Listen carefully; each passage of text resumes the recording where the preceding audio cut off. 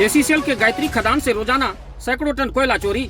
सरहदी गांव क्षेत्र में माफियाओं का काला साम्राज्य स्थापित। एसीसीएल विश्रामपुर क्षेत्र की गायत्री खदान इन दिनों कोयला चोरों के लिए मानो खुला दरवाजा बन चुकी है। दिन दहाड़े जारी कोयला चोरी ने न सिर्फ प्रबंधन की नाक में दम कर दिया है, बल्कि सरकारी राजस्व को भी भारी नुकसान पहुंच रहा है। हैरानी की बात तो यह है कि सुरक्षा के लिए जवानों की तैनाती के बावजूद चोरी का सिलसिला थमने का नाम नहीं ले रहा है। बताया जा रहा है कि कोयला चोरी का पूरा नेटवर्क बेहद संगठित तरीके से काम कर रहा है। खदान के अलग अलग हिस्सों से छोटे छोटे गैंग मोटरसाइकिल और मिनी वाहनों के जरिए कोयला निकालते हैं। कुछ मामलों में तो खदान के किनारों पर बने अस्थायी रास्तों का उपयोग कर रात के अंधेरे में बड़े वाहन भी मौके से पार कर दिए जाते हैं।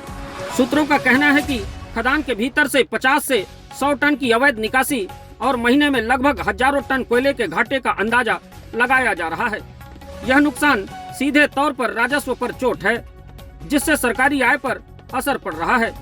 हालांकि प्रबंधन ने सुरक्षा मजबूत करने के लिए सुरक्षा जवानों की तैनाती की है, लेकिन प्रबंधन द्वारा लगाया गया सुरक्षा व्यवस्था पूरी तरह बेअसर साबित हो रहा है।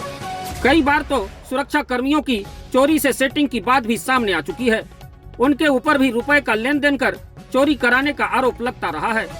पूर्व में एक वीडियो भी वायरल हुआ था, जिसमें सुरक्षा में तैनात त्रिपुरा बटालियन के एक कर्मचारी कोयला चोर बाइकर्स गैंग से रुपए लेता स्पष्ट दिखाई दे रहा है। वीडियो सामने आने के बाद उस सुरक्षा कर्मी पर कार्रवाई किया गया, लेकिन सवाल यह है कि जिस त्रिपुरा बटालियन का क्षेत्र में आने से पहले चोरी पर पूरी तरह रोक लगाने की बात कही जा रही थी, वह आखिर धरातल पर पूरी तरह फलाप क्यों नजर आ रही है। सालों से गायत्री खदान में इसी तरह कोयला चोरी को अंजाम दिया जा रहा है।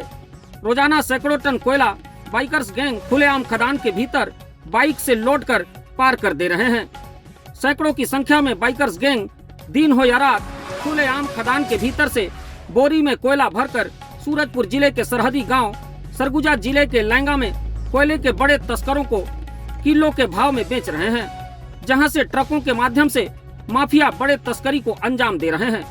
इन गांवों में माफिया अस्थायी डिपो बनाकर किलो के भाव में बाइकर्स गैंग से कोयला खरीदते हैं, फिर उसे ट्रक में भरकर संभाग के विभिन्न जगहों पर स्थित चिमनी ईंट भट्ठों में बेचकर मोटी रकम कमा रहे हैं। हाल ही में लैंगा गांव के सरना पारा से एक ग्रामीण के बाड़ी से लगभग 30 टन कोयला उदयपुर पुलिस एवं खनिज विभाग अंबिकापुर के द्वारा जब्त किया गया था, लेकिन सूत्रों के मुताबिक उसमें भी कार्रवाई नहीं की गई।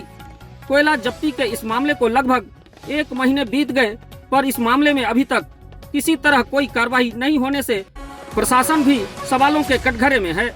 पुलिस को कार्रवाई के दौरान ग्रामीण से कोयले संबंधित दस्तावेज मांग की गई, जिसमें उसने दूसरे जिले का दस्तावेज प्रस्तुत किया, जबकि कोयले का सैंपलिंग कराकर स्पष्ट किया जा सकता था कि आखिर कोयला कहां का है।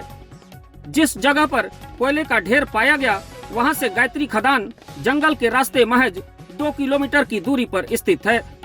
सूत्रों की माने तो कोयला गायत्री खदान से चोरी कर लाया गया था। इस मामले में हमने उदयपुर थाना प्रभारी से फोन पर बात की तो पता चला कि हमने मामले को खनिज विभाग को बता दिया था, वो कार्यवाही कर रहे हैं।